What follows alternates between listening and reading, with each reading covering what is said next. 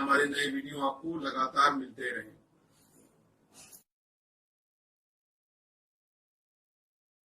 नमस्कार दोस्तों, धर्म रहस्य चैनल पर आपका एक बार फिर से स्वागत है। महाकाली साधना और हनुमान चालीसा पाठ का यह सच्चा अनुभव भाग 1 है। तो चलिए पढ़ते हैं शशि कुमार जी के पत्र को और जानते हैं कि कैसा रहा है उनका यह अनुभव। नमस्कार गुरुजी और धर्म रहस्य के सभी दर्शकों को मेरा प्रणाम।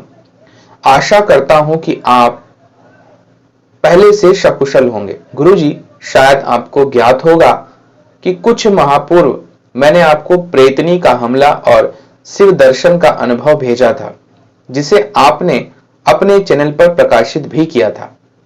गुरुजी, उस अनुभव में मैंने आपको अपनी माता के विषय में बताया था कि वह किस प्रकार से कई वर्षों से बीमार है और किसी कारणवश वह ठीक नहीं हो पा रही। तब आपने कहा था कि सर्वप्रथम अपनी मां को गुरु मंत्र को धारण करवाइए। गुरुजी भैया आपसे पहले ही गुरु मंत्र धारण किए हुए थे। उन्होंने उसी विधि से मां को भी गुरु मंत्र धारण करवा दिया। गुरुजी प्रत्येक दिन भैया और मां गुरु मंत्र का हवन करने लगे, जिसके कारण कुछ ही दिनों में मां के स्वास्थ्य में काफी सुधार आने लगा। गुरुजी, अब सब कुछ ठीक चल रहा था कि एक दिन मेरी चाची जी ने एक तांत्रिक को अपने घर लेकर के आई। उस तांत्रिक ने कहा, मुझे आपकी मां के बारे में सब कुछ ज्ञात हो गया है। आप सभी चिंता ना करें, मैं इन्हें पूरी तरह से ठीक कर दूंगा। बस मुझे कुछ समय के लिए यहां पर कुछ गुप्त क्रियाएं करनी होंगी, उसके बाद सब कुछ ठीक हो जाएगा। इसलिए आप सभी कुछ समय के लिए यहां से चले जाएं। जब तक मैं ना बुलाऊं तब तक यहां पर कोई भी व्यक्ति नहीं आएगा। गुरुजी, उसके बाद हम उस कमरे से बाहर आ गए। गुरुजी, लेकिन मुझे वह तांत्रिक कुछ ठीक नहीं लग रहा था। मैंने सोचा कि कहीं यह कुछ गलत ना कर दे और यह बात मैंने अपनी मां को भी बताई। तभी मेरी चाची मुझे डांटने लगी और उन्होंने यह कहा कि यह कोई साधारण व्यक्ति नहीं, काफी लोगों ने इनसे इलाज कराया है, इन्होंने उन्हें ठीक किया है। चाची जी ने कहा, आप धैर्य रखिए, यह सब कुछ ठीक कर देंगे। कुछ समय बाद वह तांत्रिक ने हम सबको अपने पास वापस बुलाया और कहा कि आज से सब कुछ ठीक हो जाएगा। फिर उन्होंने एक पात्र में जल लाने के लिए कहा। इसके बाद मन ही मन उन्होंने कुछ पढ़ा। इसके कुछ समय बाद उन्होंने उस जल का दम किया और उन्होंने मां से कहा, इस जल को आप पी लीजिए, सब कुछ ठीक हो जाएगा। गुरुजी, इस कार्य को करने हेतु उन्होंने पिताजी से 30,000 रुपए भी मांग लिए। मैंने कहा मां से, मां कुछ भी हो जाए, आप इस जल को मत पीजिएगा। इसके बाद जब वह तांत्रिक अपने घर जा रहे थे, तभी हमारे घर के पास में जो औरत रहती थी, वह उस तांत्रिक को अपशब्द बोलने लगी और उसने कहा कि कुछ ही दिनों में तेरी मौत हो जाएगी। उस तांत्रिक ने उससे कुछ भी नहीं बोला। गांव के सभी लोग इस प्रकार की बातें सुन रहे थे कि किसी ने भी कुछ नहीं कहा। इसी बीच में अपने मौसा जी के घर प्रथम बार गया हुआ था। वहां जाकर मुझे ज्ञात हुआ कि मेरे मौसा जी स्वयं एक तांत्रिक हैं। गुरुजी, मौसा जी के बारे में संक्षिप्त में विवरण देना चाहूंगा। मेरे मौसा जी मां मनसा देवी के भक्त हैं तथा उनके गुरु एक सिद्ध अघोरी थे, जिनका अब निधन हो चुका है।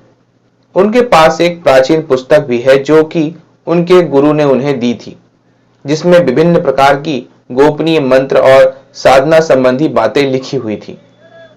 गुरुजी, कुछ गलतियों के कारण माता मनसा देवी उन्हें छोड़कर चली गईं। माता ने उन्हें कहा था कि एक सिद्धि उनके पास सदैव रहेगी।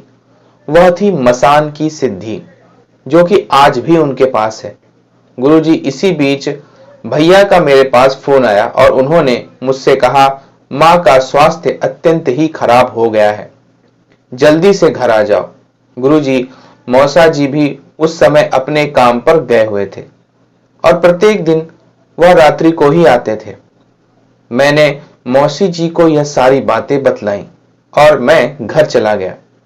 गुरुजी, जब मैं घर पहुंचा तो मेरे बड़े पापा जी का लड़का आए हुए थे। उन्होंने मुझसे कहा, जो तांत्रिक तुम्हारे घर आया हुआ था, किसी कारणवश उसकी मृत्यु हो गई है। मैंने उनसे पूछा, अभी तो उन्हें घर आए हुए कुछ ही दिन हुए हैं, आखिर उनकी मृत्यु कैसे हुई? तो उन्होंने बताया कि वह किसी वाहन से जा रहे थे और रास्ते में ही उनकी अचानक मृत्यु हो गई। डॉक्टर के पास ले जाया गया तो सब कुछ नॉर्मल निकला। गुरुजी, फिर मेरे बड़े पापा के लड़के घर चले गए। गुरुजी, जब मैंने मां को देखा तो वह ठीक से सांस भी नहीं ले पा रही थी। ऐसा लग रहा था जैसे उनके शरीर में से कोई रक्त पी रहा हो। उनका शरीर पूरी तरह सूख चुका था। मैंने भैया से पूछा, यह सब कैसे हुआ? तब भैया ने कहा, जब से उस तांत्रिक के द्वारा दिए गए जल को मां ने पिया है, तभी से इनकी ऐसी हालत हो गई है। मैंने मां से कहा, मैंने आपसे बोला था कुछ भी हो जाए उस जल को मत पीजिएगा। गुरुजी, तब मां बोली, मैं इस जल को नहीं पीना चाहती थी, लेकिन तेरे चाचा और चाची ने ही कहा, अगर आप इस जल को पिएंगे तो आप पूरी तरह से स्वस्थ हो जाएंगी। उन्होंने मुझे इस जल को पीने के लिए मजबूर किया। मां बोली, तू सही कह रहा था, वह तांत्रिक अच्छा आदमी नहीं था। उसने बहुत सारे लोगों को तंत्र विद्या से मारा था। अगर मैंने तेरी बात मान ली होती तो शायद मेरी यह दशा नहीं होती। गुरुजी, फिर मैंने भैया से कहा कि आप अपना गुरु मंत्र का प्रयोग मां के ऊपर कीजिए। भैया ने ऐसा ही किया, लेकिन गुरुजी, जब उन्होंने मंत्र का प्रयोग किया तो कुछ समय के लिए मां को आराम मिला, लेकिन पुनः वैसा ही होने लगा। भैया ने पुनः मंत्र का प्रयोग किया, लेकिन कुछ प्रभाव नहीं हुआ। मां के शरीर में बहुत तेज दर्द हो रहा था। गुरुजी, भैया जब मंत्र का प्रयोग करते तो उसका प्रभाव विपरीत ही हो जाता। मां अब सांस ठीक से नहीं ले पा रही थी। वह रोने लगी बार बार। अब मां कहने लगी, आज मेरी मृत्यु तय है। मां को रोता हुआ देख भैया और दीदी भी रोने लगे। मैंने भैया से कहा कि अब गुरुजी ही हमारी मदद कर सकते हैं। भैया ने बताया कि किसी कारणवश आपका स्वास्थ्य खराब हो चुका है और यह बात उनके एक सेवक के पोस्ट के माध्यम से पता लगी है। गुरुजी कब ठीक होंगे कहना मुश्किल है। फिर दीदी बोली, अब हमारी कौन सहायता करेगा? भैया ने कहा, मैं बहुत सारे तांत्रिकों से बातचीत की, लेकिन सभी केवल पैसे ही मांगते हैं और किसी को ठीक नहीं करते। मैंने भैया से कहा, आपसे कुछ गलती हुई है, इसलिए गुरु मंत्र काम नहीं कर पा रहा। भैया ने कहा, तुम सही कह रहे हो। जब मैंने गुरु दीक्षा लिया था तो उस समय मैं अपना गुरु दीक्षा का फॉर्म भेजना उन्हें भूल ही गया था। हालांकि भैया आपसे पुनः दीक्षा ले चुके हैं और दीक्षा के दौरान उन्हें कुछ चमत्कारिक अनुभव भी हुए हैं। गुरुजी, भैया पुनः बोले, तुम्हारे आने से पहले डॉक्टर अंकल भी आए थे। उन्होंने मां को इंजेक्शन भी दिया, लेकिन उसका कोई प्रभाव नहीं हुआ। इसी बीच भैया ने मुझे खुशबू वाली सुगंधा का अनुभव भी बताया। सबसे पहले तो मैं प्रतीक भैया और सुगंधा भाभी को भी प्रणाम करता हूँ। मैं प्रतीक भैया से कहना चाहूंगा कि वास्तव में आप बहुत अधिक भाग्यशाली हैं जो आपको सुगंधा भाभी मिली है। मैं भगवान शिव और मां आदिशक्ति से यही प्रार्थना करूंगा कि आप दोनों की जोड़ी इसी प्रकार सदैव बनी रहे और आप दोनों सदा ही इसी प्रकार खुश रहें। गुरुजी, आगे क्या हुआ वह मैं आपको बताता हूँ। गुरुजी, मैंने भैया से कहा, अगर आपको प्रतीक भैया के बारे में ज्ञात था तो आपने उनसे क्यों नहीं सहायता मांगी? भैया बोले, मैंने उनका जीमेल आईडी प्राप्त करने की कोशिश की, लेकिन नहीं मिल पाया। गुरुजी, मां अभी रो रही थी। मां बोली, तुझे किसी की सहायता लेने की जरूरत नहीं। जब भगवान स्वयं नहीं चाहते कि मैं जीवित रहूं तो फिर तू मुझे क्यों जीवित रखना चाहता है? मैंने मां से कहा, जब तक मैं जीवित हूं मैंने आपको कुछ नहीं होने दूंगा। भगवान शिव हमारी मदद अवश्य करेंगे।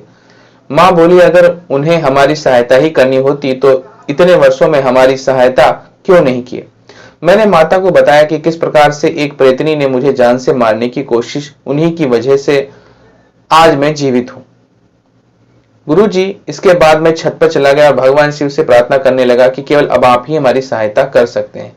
अगर आप मेरी मां को ठीक नहीं कर सकते तो केवल आप मुझे मार्ग बताइए, मैं स्वयं अपनी मां को ठीक कर लूंगा। फिर मैं भगवान शिव का ध्यान करने लगा। तभी कानों में एक ध्वनि सुनाई दी, मां महाकाली की।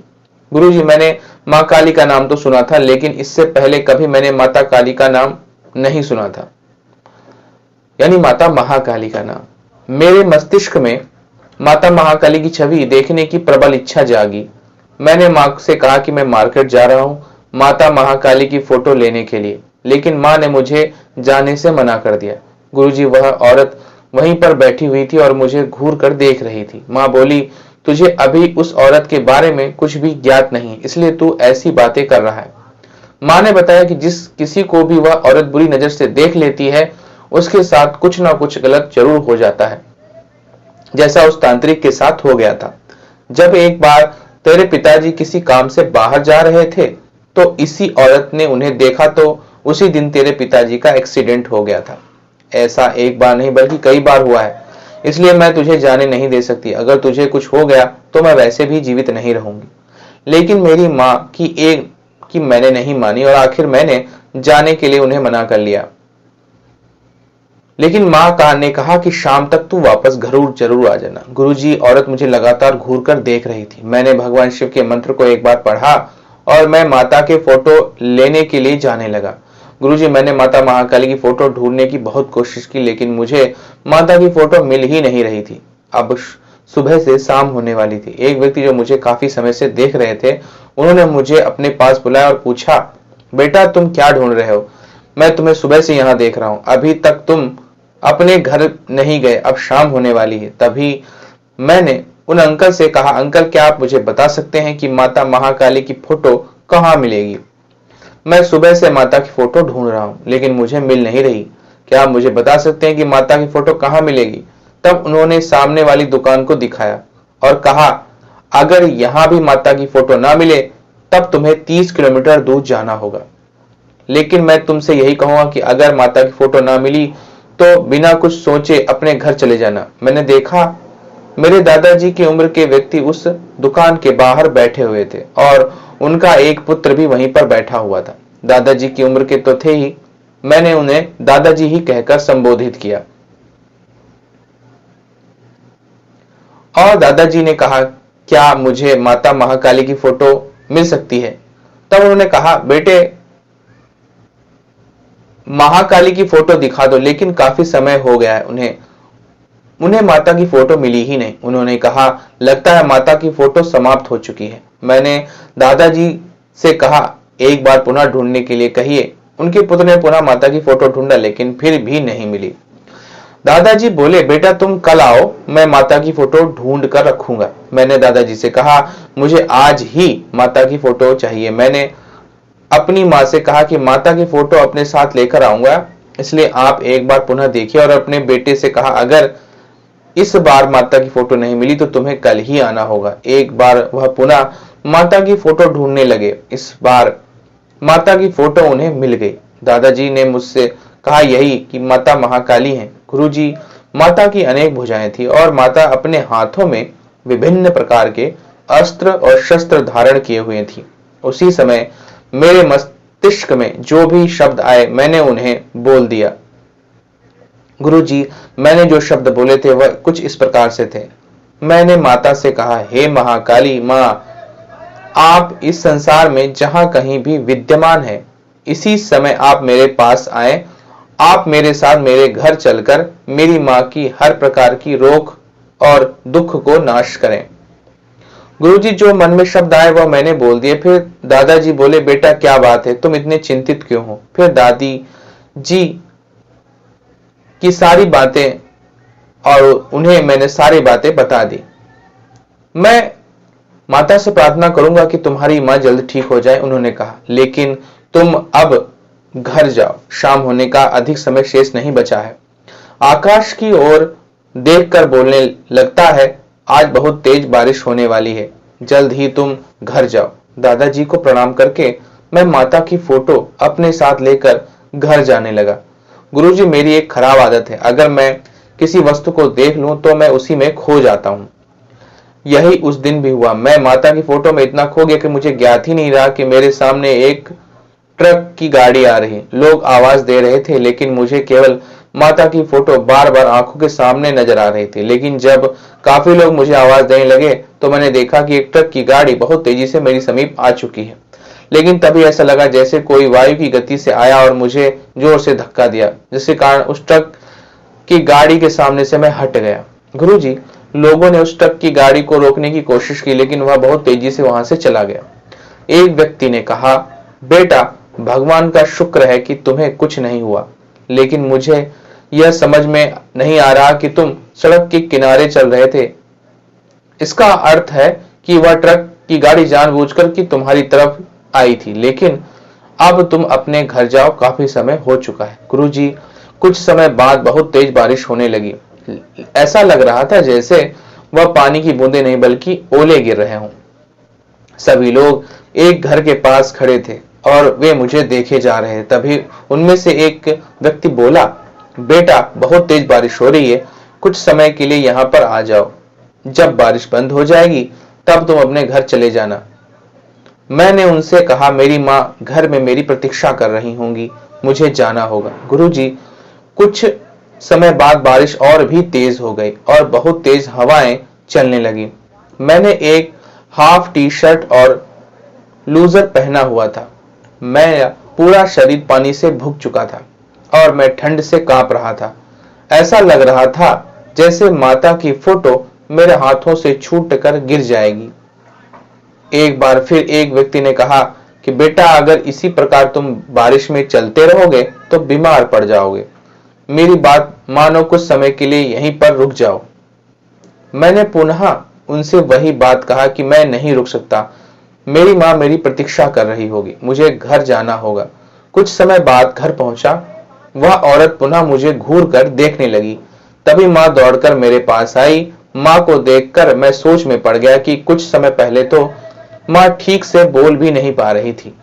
गुरुजी, माँ ने आते ही प्रश्न किया कि तुम्हारे साथ कोई और भी आया है क्या? मुझे ऐसा प्रतीत हो रहा है जैसे तुम्हारे साथ कोई और है। मैंने माँ से कहा, मैं तो अकेला ही आया हूँ। माँ बोली, इस बात की मुझे प्रशंसा है कि तू सही सलामत घर आ गया। फिर रास्ते में घटित सारी बातें मैंने माँ को बतलाई कि किस प्रकार मेरे सामने एक ट्रक की गाड़ी आई और माता की फोटो इस प्रकार देखकर मैं खो गया था कि मुझे कुछ पता ही नहीं चला। माँ मुझे जोर से डांटने लगी और कहने लगी, अगर आज तुझे कुछ हो जाता तो मैं जीवित नहीं रह पाती। गुरुजी, आगे क्या घटित हुआ यह मैं आपको अगले भाग में बताऊंगा। आपका धन्यवाद। तो अगले भाग में हम लोग जानेंगे कि इस कहानी में आगे क्या घटित हुआ है। तो अगर आपको यह कहानी और यह अनुभव पसंद आ रहा है तो लाइक करें, शेयर करें, सब्सक्राइब करें चैनल को। अगर चैनल पर नए हैं तो आपका दिन मंगलमय हो। धन्यवाद।